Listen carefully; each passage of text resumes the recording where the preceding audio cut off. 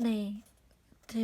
제목은 가장 자유로워야 하는 예술에 대한 검열 블랙리스트입니다.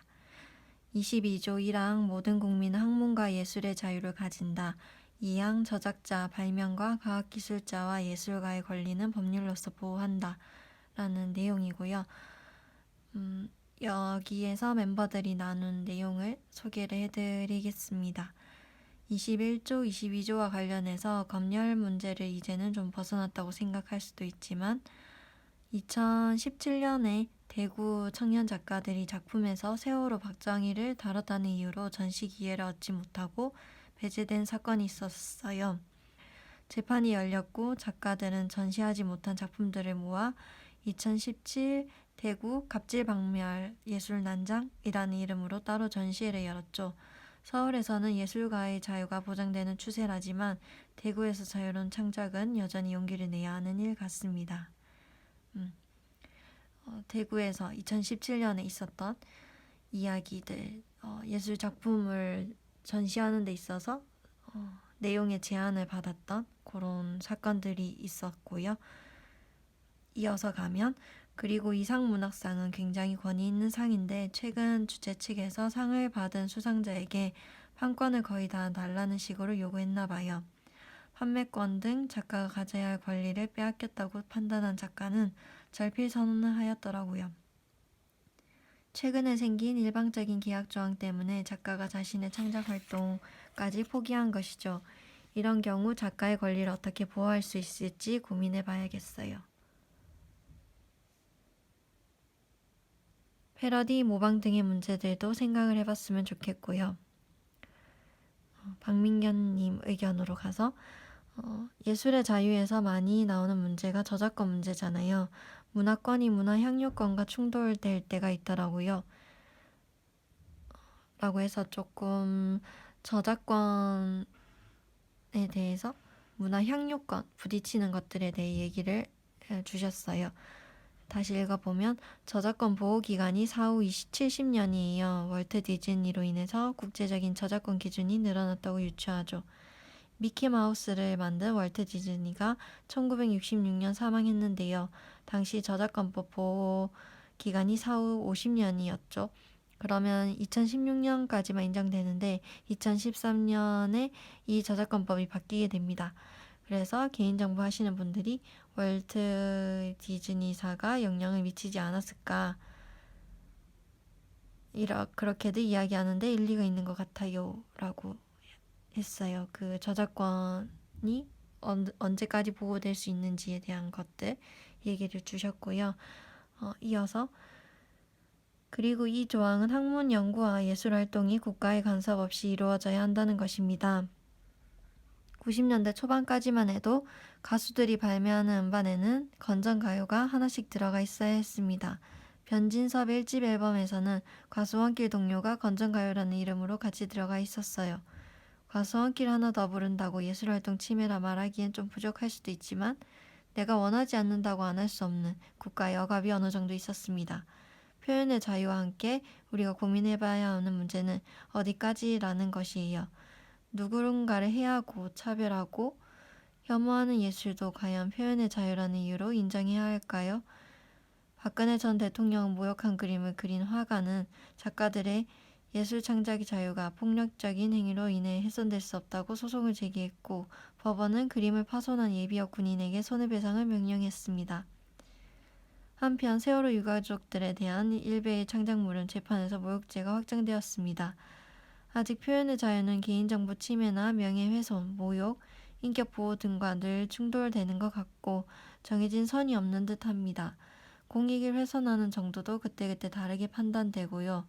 표현의 자유가 어디까지인가에 대한 질문은 사실 아직도 어렵습니다.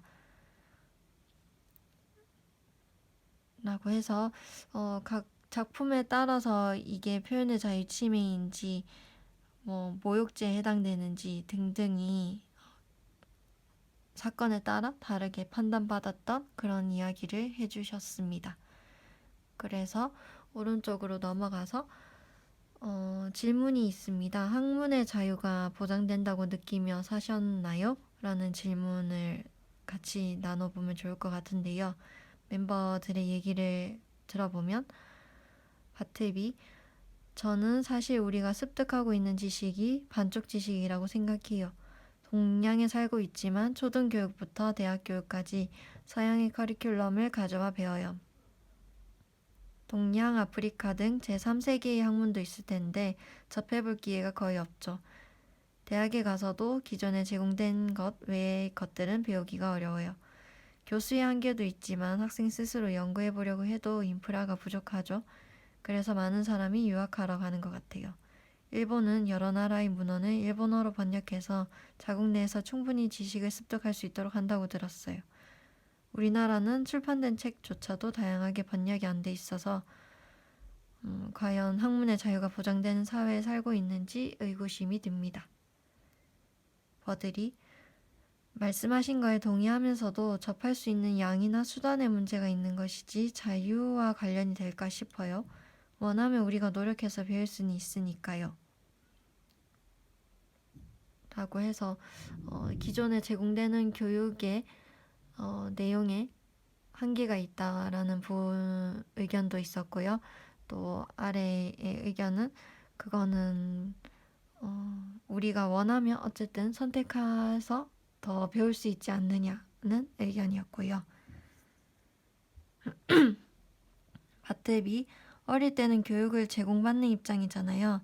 저는 크고 나서 내가 몰랐던 세계가 있다는 것을 알았어요.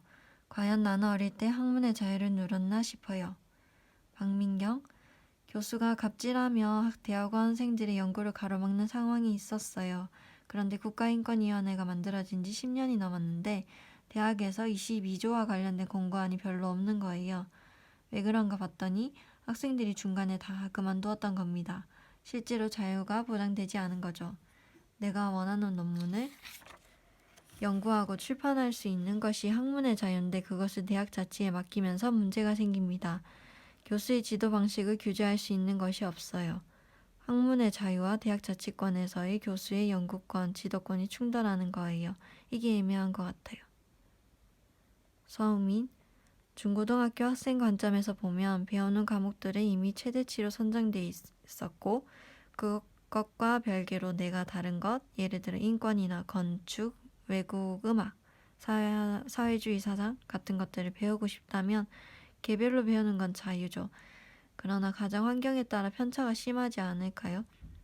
그렇다면 결국 학문의 자유가 제한되는 것이고 이건 24조 선거권과 관련된다고 생각합니다.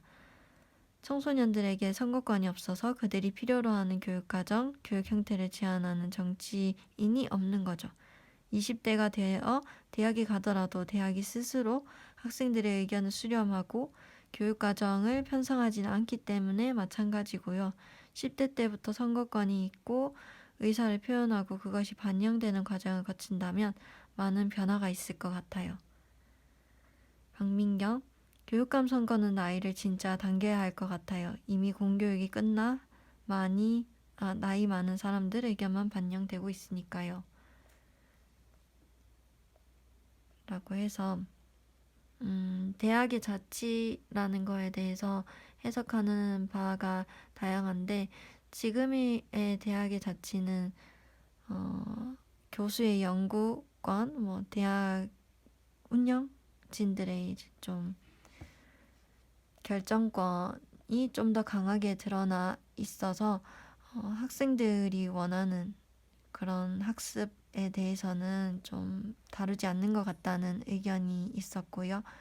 그리고 10대 때부터 교육감이라든지 이런 선택할 수 있는 선거권이 없기 때문에 정책에 반영되기가 10대의 의견이 반영되기가 어렵고 그래서 교육과정이나 이런 부분들이 성인의 입장에서 필요로 하는 것들이 들어가 있는 것이지 10대 입장에서의 교육이 만들어지진 않는 것 같다라는 이야기였습니다.